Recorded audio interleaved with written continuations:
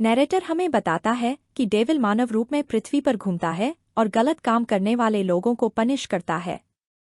वह ऐसे लोगों को इकट्ठा करता है और फिर उनकी आत्मा ले लेता है और उन्हें उनके अपराधों के लिए दंडित करता है। जब भी कोई आत्महत्या करता है तो डेविल आता है और हम देखते हैं कि एक आदमी एक इमारत से वैन पर गिरता है।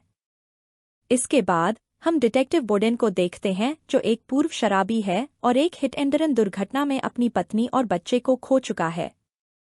ड्राइवर कभी पकड़ा नहीं गया और बोडेन इस वजह से नाराज है, लेकिन उसे शांत रहने और अपने काम पर ध्यान केंद्रित करने के लिए कहा जाता है।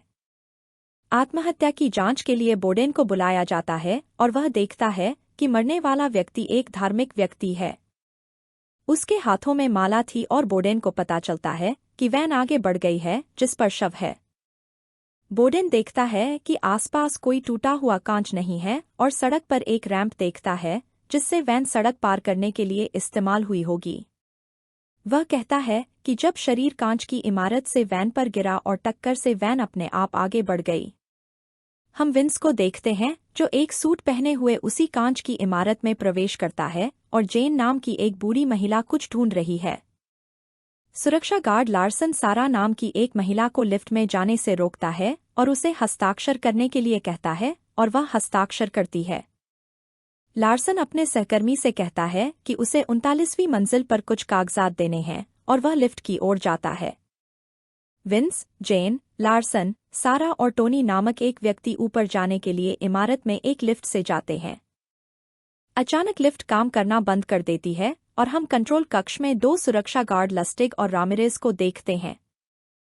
रामिरेज ने देखा कि लिफ्ट नहीं चल रही है और वे ड्वाइट को बुलाते हैं जो लिफ्ट सुपरवाइजर है और उसे देखने के लिए कहते हैं। ड्वाइट कहता है कि वह 35वीं मंजिल पर एक टूटी हुई खिड़की की मरम्मत कर रहा है और लिफ्ट की जांच करने का फैसला करता है। लार्सन कुछ बटन दबाने की कोशिश करता है और हर कोई उससे पूछता है कि यहाँ इमरजेंसी प्रक्रिया क्या है। वह सभी को बताता है कि वह एक टेम्पररी गार्ड है जिसने अभी-अभी यहाँ काम करना शुरू किया है और इमरजेंसी बटन दबाता है। लस्टिग लिफ्ट रेडियो का उपयोग करता है और सभी को बताता है कि उन्होंने बिल्डिंग इंजीनियर ड्वाइट से लिफ्ट की जांच करने के लिए कहा है। लस्टिग को पता चलता है कि रेडियो केवल उसकी तरफ से काम कर रहा है और वह सुन नहीं पा रहा है कि लिफ्ट में लोग क्या कह रहे हैं। लार्सन अपने मोबाइल का उपयोग करके फ्रंट डेस्क को सूचित करने की कोशिश करता है, लेकिन उसे कोई सिग्नल नहीं मिल पाता। विंस सभी को हंसाने के लिए मजाक करने और गाने गाने की कोशिश करता है, लेकिन सभी उसे चुप रहने के लिए कहते हैं। ड्वाइट छत पर आता है और बोडेन अपने सहकर्मी को बताता है कि दुर्घटना को 90 दिन हो चुके हैं। उन्हें सड़क पर टूटा हुआ कांच मिलता है और बोडेन अपने सहकर्मी को गिरते हुए कांच से बचाता है। नैरेटर हमें बताता है कि डेविल उन निर्दोष लोगों को भी मारता है जो उन लोगों को बचाने की कोशिश करते हैं जिन्हें वह दंडित करना चाहता है। ड्वाइट लिफ्ट के कंट्रोल की जांच करता है और देखता है कि सब कुछ ठीक है और लिफ्ट को चालू करने के लिए उसे रीसेट करने का फैसला करता है। लस्टिग सभी को सूचित करता है और जब लिफ्ट रीसेट होती है तो लाइट बंद हो जाती है और लार्सन जेन का हाथ पकड़ लेता है।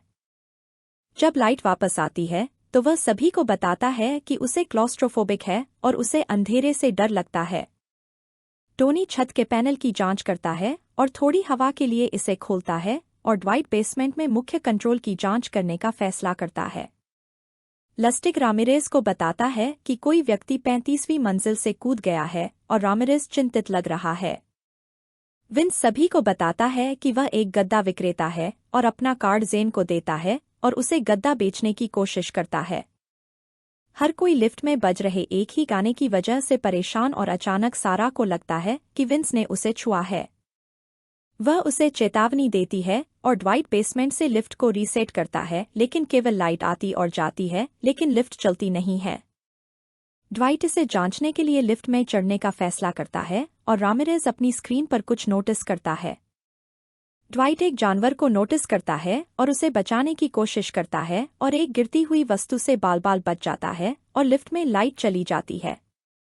जब लाइट वापस आती है तो सारा को लगता है कि किसी ने उसे मारा है और हम देखते हैं कि उसकी पीठ से खून बह रहा है। गार्ड इसे नोटिस करते हैं और संगीत बंद कर देते हैं और सभी से पूछते हैं कि क्या हुआ है।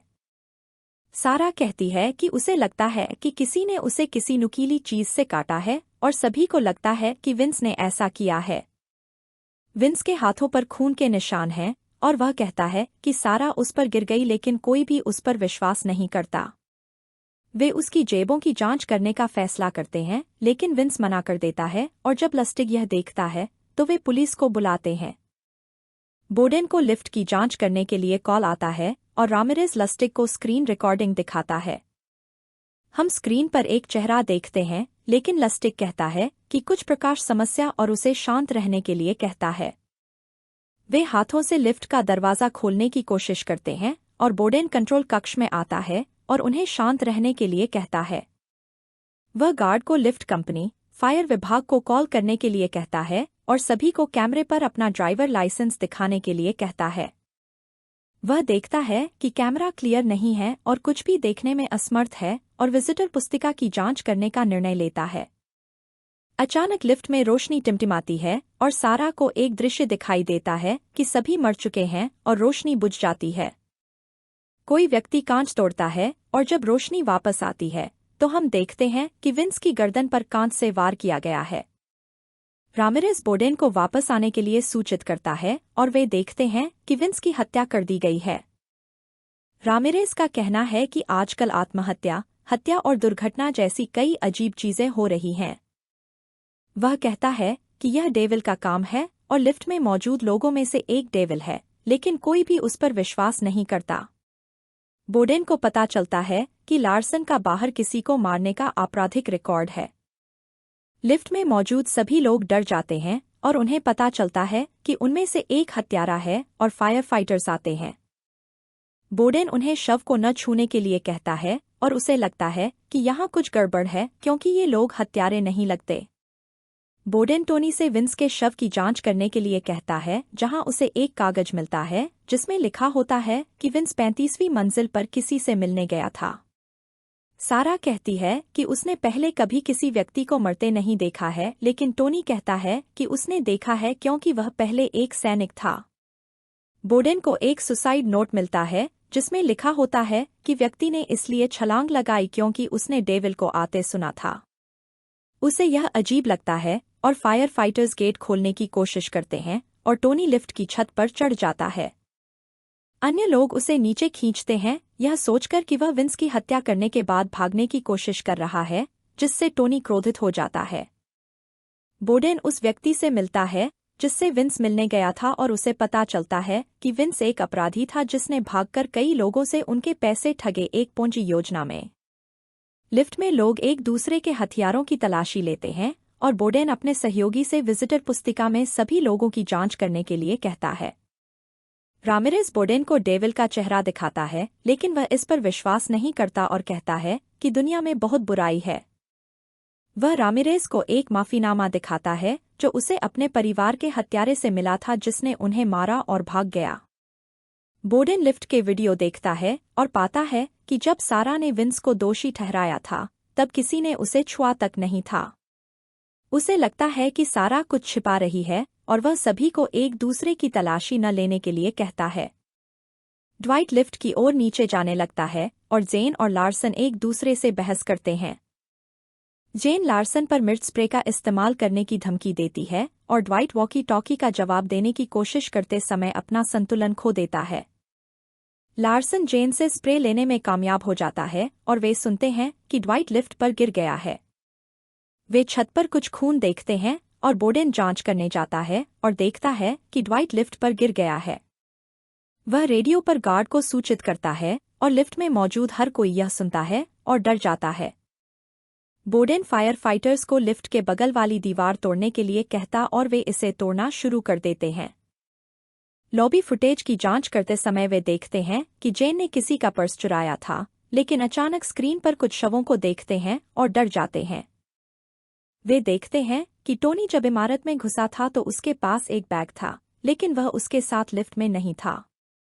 अचानक वे लिफ्ट में टिमटिमाती हुई रोशनी देखते हैं और जब लाइट बंद हो जाती है तो किसी पर हमला होता है। वे देखते हैं कि जेन का शरीर उसकी गर्दन से लटका हुआ है और उसे मार दिया गया है और बोडेन इमारत को बंद करने का आदेश देता है। लुस्टिक को दीवार तोड़ने और लिफ्ट तक पहुंचने के लिए फायर फाइटर्स के लिए पानी बंद करने के लिए तहखाने में जाना पड़ता है। रामिरेज बोडेन को समझाने की कोशिश करता है कि यह डेविल का काम है और उसे अपने काम को देखने के लिए दर्शक चाहिए। एक लड़की इमारत में घुसने की कोशिश करती है, लेकिन उसे अंदर जाने की अनुमति नहीं होती है और लार्सन और टोनी जेन के शरीर को नीचे रख देते हैं। बोडेन बैग को खोजने के लिए लॉबी में जाता है और बाथरूम जाने का फैसला करता है और उसे बेसिन के नीचे पाता है। वह देखता है कि बैग में कई टूल्स हैं और सोचता है कि उसने लिफ्ट को खराब करने के लिए उनका इस्तेमाल किया था और रामिरेज एक प्रार्थना गाता है। वह लिफ्ट में सभी को शांत करने के लिए ऐसा करता है और सभी एक दूसरे को अपना नाम बताते हैं। टोनी को लगता है कि लार्सन अपने क्लॉस्ट्रोफोबिया के बारे में झूठ बोल रहा है क्योंकि वह अब घबराया हुआ नहीं है। लार्सन क्रोधित हो जाता है और वे दोनों लड़ने लगते हैं और एक दूसरे को मारने लगते हैं और सारा लार्सन को टोनी को मारने के लिए कहती है। बोडेन उन्हें लड़ने से रोकने और दीवार पर अपने हाथ रखने के लिए कहता है और रामिरेज से पूछता है कि अगर उसकी कहानी सच है तो क्या होगा। वह कहता है कि सभी मर जाएंगे और वे इसे रोकने के लिए कुछ नहीं कर सकते और बोडेन को सूचित किया जाता है कि सारा भी एक अपराधी है। उसने अमीर विवाहित लोगों को ब्लैकमेल किया था और वर्तमान में एक अमीर व्यक्ति से विवाहित है और यहाँ इमारत में अपने वकील से मिल रही है। बोडेन लॉबी में वकील को ढूंढता है और उससे सारा के बारे में सवाल पूछता है और उसके पति को फोन करने का फैसला करता है। लस्टिक पानी बंद कर देता है और पाता है कि पानी में एक तार स्पार्क कर रहा है और उसे हटाने के लिए जाता है। अचानक लॉबी में सभी चिल्लाते हैं और बोडेन पाता है कि लस्टिक को बिजली का झटका लगा है और मदद के लिए डॉक्टर को बुलाता है। लिफ्ट में सारा को अपने हाथों में दर्द महसूस होता है और वह उन्हें नीचे कर देती है, लेकिन टोनी उसे ऐसा न करने और उन्हें ऊपर करने के लिए कहता है। वह लार्सन को बताता है कि सारा उन्हें मैनिपुलेट कर रही है और उन्हें एक दूसरे से लड़वा रही है, लेकिन वह सहमत नहीं है। हम देखते हैं कि महिला इमारत में प्रवेश कर चुकी है और बोडेन को पता चलता है कि सारा अपने पति के पैसे ले जा रही थी और अचानक उसे कुछ याद आता है।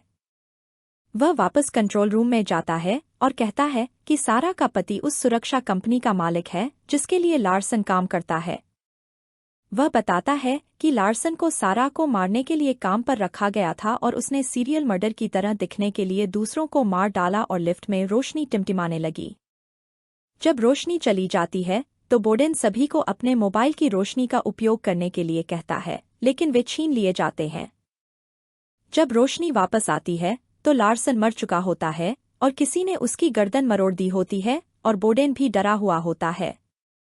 टोनी और सारा एक दूसरे पर आरोप लगाते हैं और हमला करने के लिए कांच उठाते हैं और बोडेन रामिरेज से मदद मांगता है। रामिरेज कहते हैं कि डेविल तब आता है जब लोग झूठ बोलते हैं और अपनी सच्चाई को स्वीकार नहीं करते।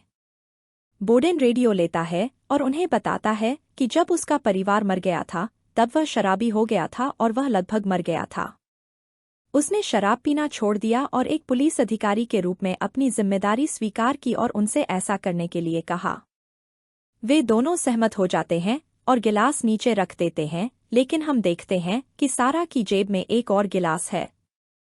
रोशनी फिर से चली जाती है और जब वे वापस आते हैं तो सारा फर्श पर एक गिलास के साथ अपनी गर्दन में पड़ी होती है। टोनी डरा हुआ और भ्रमित है और महिला आती है और बोडेन से मिलती है और बताती है कि वह टोनी की मंगेतर है। वह कहती है कि टोनी यहाँ नौकरी के लिए इंटरव्यू देने आया था और वह उसका टूल बैग नहीं लेना चाहता था, इसलिए उसने उसे छिपा दिया। टोनी सारा की मदद करने जाता है और हम देखते हैं कि जेन उठ गई है और हम देखते हैं कि वह डेविल थी। वह टोनी से कहती है कि अब उसकी बारी है और हम एक फ्लैशबैक देखते हैं जहां टोनी अपनी कार चला रहा था। वह अपनी बियर लेते समय विचलित हो गया और अपनी कार को दूसरी कार से टकरा दिया और दुर्घटना हो गई। यह कार बोडेन के परिवार की थी और वे मर गए और वह वहां से चला गया और अब उसे दोषी महसूस हो रहा है। टोनी जेन से पूछता है सारा की जगह उसे ले जाओ, लेकिन जेन क्रोधित हो जाती है और लिफ्ट नीचे गिर जाती है। टोनी रेडियो लेता है और बोडेन को सूचित करता है कि वह एक्सीडेंट का कारण था और बोडेन चौंक जाता है। उसके कबूलनामे के बाद सारा अपनी चोट के कारण मर जाती है और पूरी इमारत की रोशनी चली जाती है और जेन गायब हो जाती है। फायरफाइटर्स लिफ्ट का दरवाज़ा खोलने में कामयाब हो जाता है और बोडेन जेन की तलाश करने की कोशिश करता है, लेकिन ऐसा करने में असमर्थ होता है। टोनी ने अपने अपराध के लिए आत्मसमर्पण कर दिया है और बोडेन उसे अपनी कार में पुलिस स्टेशन ले जाता है। रास्ते में वह टोनी को बताता है कि दुर्घटना में उसका परिवार मारा गया था और वह उसे इसके लिए माफ करता है। नैरेटर कहता है कि अगर डेविल असली है तो भगवान भी असली है। If the devil is real, then God must be real too.